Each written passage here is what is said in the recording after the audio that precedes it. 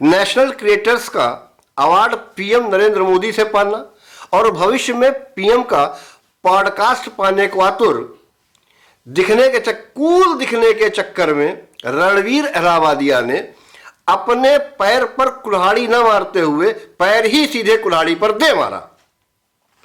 जो बात हम लोग स्वप्न में भी नहीं सोच सकते हैं वो रणवीर ने इंडियाज गॉट टैलेंट के शो पर, जहां आशीष चंचलानी, समय रैना और अहलावालिया जैसे कई लोग थे, एक कंटेंडर से उसने ऐसे शब्द कहे कि माता पिता के साथ या 2 करोड़ रुपए लेकर कुछ करवाना चाहते थे वो, तो जो करवाना चाहते थे, अगर वो करण जौहर बनना चाहे या वो अंदर से करण जौहर का रूप रखते हैं तो उसके लिए उनको उतना पैसा खर्च करने की आवश्यकता नहीं पड़ेगी। वो 2 से 5 हज़ार में मिल जाएंगे लोग। आप बोलिए खुल के, आपका स्वागत है करण जौहर जैसे लोगों की दुनिया में, हमें क्या करना, दैट्स योर लाइफ। लेकिन डार्क कॉमेडी के नाम पर जो परोस रहे हैं, और सबसे बड़ी चीज क्या, मंच में बैठे हुए लोग जो आशीष चंचलानी हो, समय रैना हो और जो कंटेंडर, दूसरे जो ये ऑडियंस है, ये क्या और क्या सुनना और जानना चाहते हैं। पश्चिमी देशों के शोज का अंधा अनुकरण हो रहा है, लेकिन यही चीज पश्चिमी सभ्यता में भी सर्व समाज में स्वीकृत नहीं की जाएगी। और रणवीर अहलावालिया का केस थोड़ा अलग है, उस पर मैं अभी आऊंगा बाद में। पहले एक चीज ये समझिए कि हम लोगों को अपने माता पिता नहीं है हमारे, लेकिन जब थे तो सोच कर बोलना होता था कि आवाज की मात्रा कितनी रहनी चाहिए, कहीं ऐसा ना हो कि हमारे शब्दों से उनके कान को चोट पहुंच जाए।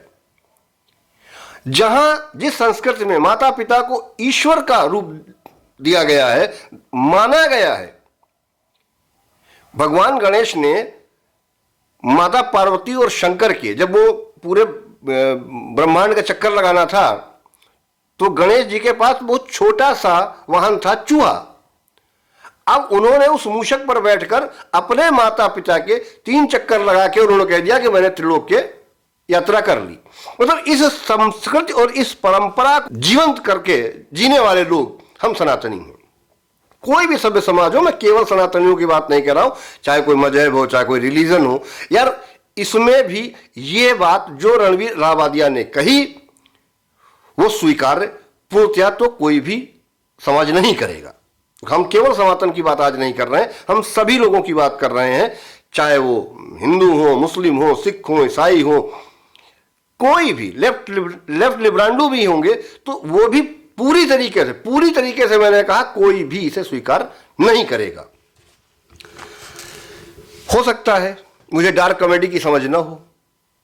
डार्क कॉमेडी क्या है कि कोई विकराल बीमारी है, कोई जेनोसाइड हो गया है, कोई महामारी फैल गई है, कोई गंभीर समस्या है, तो उसी को जोक्स के रूप में सामने लाना ताकि वो विषय थोड़ा हल्का हो जाए। कोरोना के टाइम पर आपने ये देखा था कि कोरोना के टाइम पर कैसे कैसे मीम्स चलते थे और हम लोग सुनते थे और देखते थे और हंसते थे, क्योंकि वो उस जो कोरोना के समय हुआ वो कम से कम अब इस जीवन में तो नहीं देख पाऊंगा ऐसा, लेकिन उस समय भी जोक्स और मीम्स बनते थे, लेकिन ऐसा नहीं जैसा कि रणवीर अहलावालिया कह रहे हैं कि ये कहेंगे ऐसा बोलकर ये एड ऑफ टाइम हो गए। भाई एड ऑफ टाइम नहीं हो गए, ये समाज से अलग लोग हैं, ये मानसिक विकृति के शिकार हैं, एक तरीके से कहना चाहिए। आप एजी गार्डनर को ले लीजिए, टॉल्स्टॉय को ले लीजिए, वाल्मीकि को ले लीजिए, तुलसीदास जी को ले लीजिए, सूरदास जी को ले लीजिए, बिहारी को ले लीजिए, वेदव्यास को ले लीजिए, इन्होंने जो लिख दिया वो आज भी हमें पढ़ाया जाता है, हम उससे शिक्षा लेते हैं। हम गार्डनर साहब का ही लेते हैं कि उन्होंने एक सेंटेंस कहीं कहा कि your freedom ends where my nose begin, यानी आपकी स्वतंत्रता वहीं पर समाप्त हो जाती है जहां से मेरी शुरू होती है। ये लोग कहेंगे कि आपको डार्क कॉमेडी की समझ नहीं है, दुनिया बदल रही है। ठीक, दुनिया बदल रही है का मतलब ये नहीं है कि गेट रेडी विद मी में कोई लड़की अपने सारे कपड़े बदलते हुए उसका वीडियो शेयर कर देगी भाई ऐसा बदलाव मुझे नहीं चाहिए। कोई व्यक्ति सभ्य समाज में घर से बाहर निकलेगा, न्यूड होकर सड़कों पर टहलने लगेगा, यह स्वीकार्य नहीं है। ऐसा बदलाव हमें नहीं चाहिए। हमारी भी एक कमी है, हम पूरे समाज को लेकर के चलते हैं। 150 करोड़ का हमारा लगभग जनता हमारे देश की है। तो आप ये देखिए कि कोई भी धार्मिक अनुष्ठान में आ गया, कोई शिव जी की मां पूजा करने लगा, कोई अभी महाकुंभ में भी आपने देखा, आप किसी को भी जरा सा कुछ अलग करते हुए देखते हैं सनातन के लिए तो आप उसको सर पे बिठा लेते हैं, वायरल कर देते हैं। मैं ये नहीं कह रहा हूं कि गलत है, लेकिन आप कम से कम उसका आगा पीछा भी तो देखिए। ये गलती उनकी नहीं है। अगर वो इतना घमंड से बोल रहे हैं कि 2 करोड़ रुपए ले लो मुझसे और ये कर दो, तो पैसा है, इसका मतलब इंगेजमेंट आपकी है, आपके व्यूज यानी संख्या बल, जो सब्सक्राइबर्स की संख्या जो बल है वो बहुत अधिक है, व्यूज आपको बहुत अधिक आते हैं, मानता हूं। लेकिन जो अवार्ड आपको प्रधानमंत्री नरेंद्र मोदी ने दिया, यार वो आपसे ज्यादा डिजर्व करने वाले लोग भी हैं, ऐसा नहीं है। और जो लगातार पिछले कई वर्षों से सनातन और इस देश के कल्चर और इसकी राजनीति पर चर्चा कर रहे हैं, कई और पत्रकार भी हैं जो अपना YouTube चैनल चला रहे हैं और वो भी बोलते हैं। ऐसा नहीं है कि आप ही डिजर्व करते थे, लेकिन आप इतना बड़ा पुरस्कार पाने के बाद उसकी गरिमा नहीं संभाल पाए। यानी सीधी सी बात यह है, कुत्ते को घी हजम नहीं होता है। मैं अब यहां तो यार कहना पड़ेगा ना, या तो हम ये मान लें कि हाथी के दांत दिखाने के और हैं और खाने के और हैं। यानी तुम मन से ऐसे होगे तभी तो बात तुमने कही। कहीं तो आपके दिमाग में यह बात आई होगी कि आप दूसरे का कंटेंट, ये अच्छा एक और चीज जो है, ये इनका कंटेंट नहीं है रणवीर का, ये कंटेंट एक शो से इन्होंने चुराया और कूल दिखने के चक्कर में वहां बोल दिया। मेरा अभी भी प्रश्न वही है कि जब उस प्लेटफॉर्म पर समय रैना, आशीष चंचलानी जैसे लोग मौजूद थे, वहां की ऑडियंस थी, तो ना ऑडियंस ने कोई विरोध जताया, ना जो पैनल में बैठे हुए जो इनके लोग थे साथ के उन्होंने कोई विरोध जताया। सबने मजे ले लिए। अब मजे के साथ सजे हो गए इनके, क्योंकि जब आप बहुत ऊपर होते हैं तो आपको खींचने वाले नीचे भी बहुत लोग होते हैं। आपकी एक गलती आपको रसातल में पहुंचा सकती है, ये कोई बड़ी चीज नहीं है। एक चीज अगर कही जाए, शब्दकोश है, एक तरफ नॉवेल है, तो शब्दकोश से शब्द उठाकर ही नावल बनेगा, लेकिन शब्दकोश को हम नावल नहीं कह सकते हैं। जैसे गोल्ड वाइन है और सोने के जवाहरात हैं कीमती, सोने से ही बनेंगे, लेकिन दोनों अलग अलग चीजें हैं। उत्पत्ति उनकी वहां से होगी, लेकिन वही वो चीज नहीं हो जाएंगे। ये बात भी सच है। और ऐसी सोच की, जो इस प्रकार की विकृत मानसिकता की सोच के लोग हैं, ये एक आतंकी सोच है। ऐसी सोच पर तो लगाम लगानी चाहिए। आप कभी भी रणवीर इलाहाबादिया के पॉडकास्ट शो देखिए, 10 से 15 मिनट के अंदर आपको पता चल जाएगा कि ये व्यक्ति जो है, इसके पास देने के लिए, आपको देने के लिए ज्ञान जो है वो कुछ नहीं है।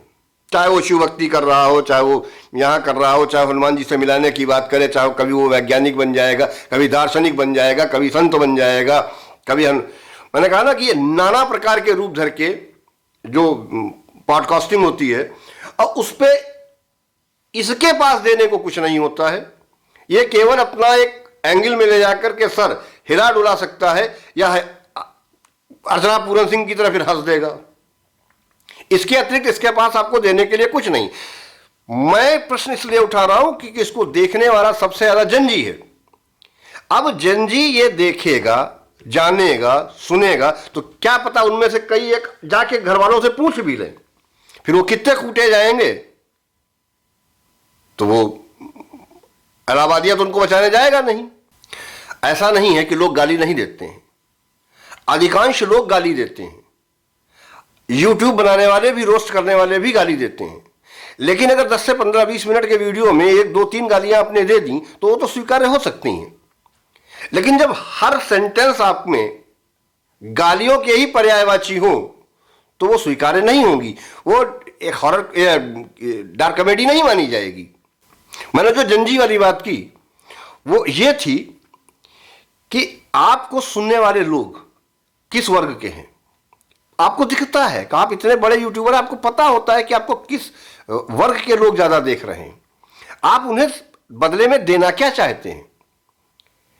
आपकी तो नैतिक जिम्मेदारी बनती है कि आपके पास जब इतने प्रकार के संत, महात्मा, राजनीतिज्ञ, बड़े से बड़े लोग आपके पॉडकास्ट पर पहुंचते हैं, तो आपका तो ये फर्ज बनता है कि आप कुछ ऐसा दें जो उनका फ्यूचर बदले।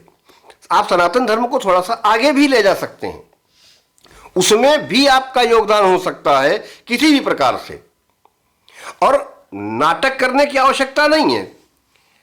आप लोगों का क्या विचार है इस विषय में? जैसे बटे हुए हैं लोग दो खेमों में, इस बात पर भी मैंने कहा ना कि अपने यहां तो बहुत बढ़िया चीज यही है, कोई डार्क कॉमेडी के नाम पर बटा है तो कोई खाल खींचने पर उतरवाने को तैयार है कि खाल खींच दो, फांसी दे दो।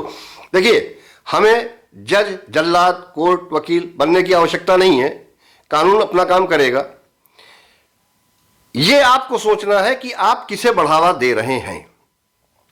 क्या ऐसे व्यक्तियों को बढ़ावा देना आवश्यक है या इन पर लगाम लगाने की आवश्यकता है? और इन पर लगाम लगाने की सबसे बड़ी जो कड़ी होती है वो जनता जनार्दन होती है। वो क्या करती है, इनका फैसला, इनकी अपोलॉजी पर वो किस प्रकार का रिएक्शन देते हैं, ये देखने वाली बात होगी। इनसे जुड़ी अगर कोई अपडेट और मिली तो बात होगी। मिलते हैं आपसे किसी अन्य वीडियो में, तब तक के लिए जय हिंद, जय भारत।